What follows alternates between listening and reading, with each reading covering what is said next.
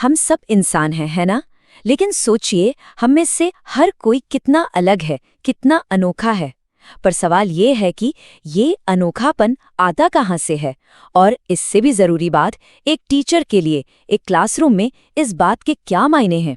आइए इसी को ज़रा समझते हैं। तो चलिए, इस सवाल पर थोड़ा सोचते हैं। एक क्लासरूम की कल्पना कीजिए। एक ही टीचर है, सब बच्चे एक साथ पढ़ रहे हैं। फिर भी कोई भी दो बच्चे एक जैसे क्यों नहीं होते? हर कोई एक दूसरे से इतना अलग क्यों है? बस यही वो पहेली है जिसे आज हम साथ मिलकर सुलझाने वाले हैं। तो शुरुआत कहाँ से करें? सबसे पहले चलिए वैयक्तिक भिन्नताओं के इस पूरे कॉन्सेप्ट को ही समझते हैं। और हम शुरुआत करेंगे उन अंतरों से जो हमें पहली नज़र में तो दिख जाते हैं, और फिर उन पे बात करेंगे जो अंदर छिपे होते हैं। अब देखिए, ये कितना दिलचस्प है। ऊपर ऊपर से देखें तो हम सब एक जैसे ही तो दिखते हैं, है ना? 2 हाथ, 2 पैर, 2 आंखें, एक जैसा इंसानी ढांचा। लेकिन जैसे ही हम थोड़ा गहराई में जाते हैं, तब पता चलता है कि असली कहानी तो अंदर है। हमारी सोचने की क्षमता, हमारा व्यक्तित्व, हमारे गुण, इन सब में तो जमीन आसमान का फर्क होता है। और ये बात ना इस उदाहरण से और भी ज्यादा साफ हो जाती है। सोचिए, एक ही घर में, एक ही माहौल में पले बढ़े दो सगे भाई बहन, क्या वो एक जैसे होते हैं? बिल्कुल भी नहीं। उनकी शारीरिक बनावट, उनकी दिमागी ताकत, उनका बर्ताव, सब कुछ बहुत अलग हो सकता है। हो सकता है एक बहुत होशियार हो तो दूसरा एवरेज। और सच पूछिए तो यही अनोखापन ही तो हमारी असली पहचान है। ठीक है, तो ये तो समझ आ गया कि हम सब में अंतर होते हैं। पर अगर इसे एकेडमिक भाषा में समझना हो, तो ये वैयक्तिक भिन्नता या इंडिविजुअल डिफरेंसेस आखिर है क्या?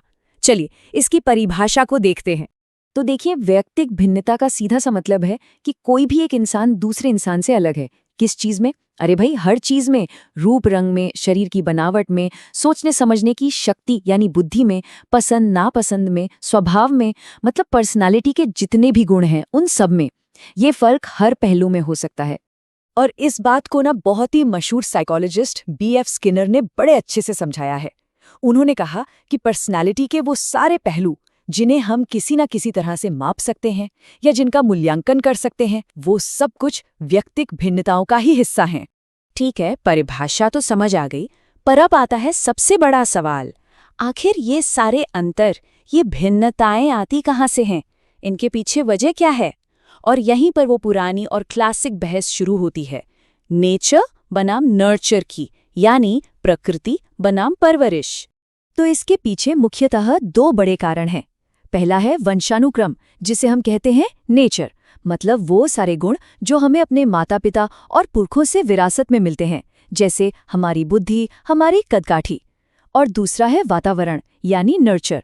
हमारा परिवार, समाज, हमारी संस्कृति, ये सब मिलकर हमारे व्यवहार को, हमारे विकास को एक आकार देते हैं।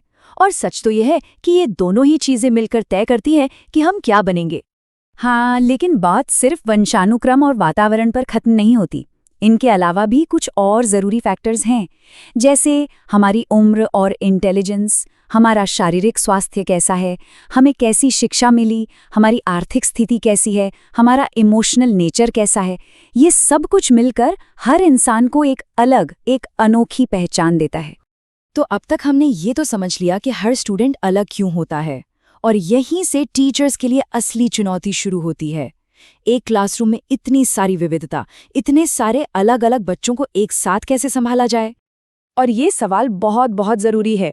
सोचिए, एक क्लास है जिसमें हर बच्चे की पसंद अलग है, क्षमता अलग है, सीखने का तरीका अलग है। ऐसे में एक टीचर क्या करे? वो कैसे सबको एक साथ पढ़ाए और ये पक्का करे कि हर बच्चे का विकास हो रहा है? लेकिन अच्छी खबर ये है कि इस चुनौती का हल है।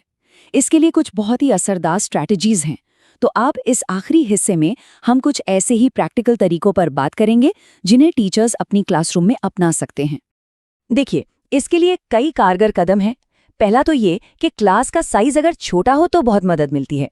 दूसरा, बच्चों को उनकी काबिलियत के हिसाब से ग्रुप्स में बांटा जा सकता है। पाठ्यक्रम को थोड़ा लचीला बनाना, मतलब ऐसा जो अलग अलग बच्चों की ज़रूरतों और पसंद का ध्यान रखें।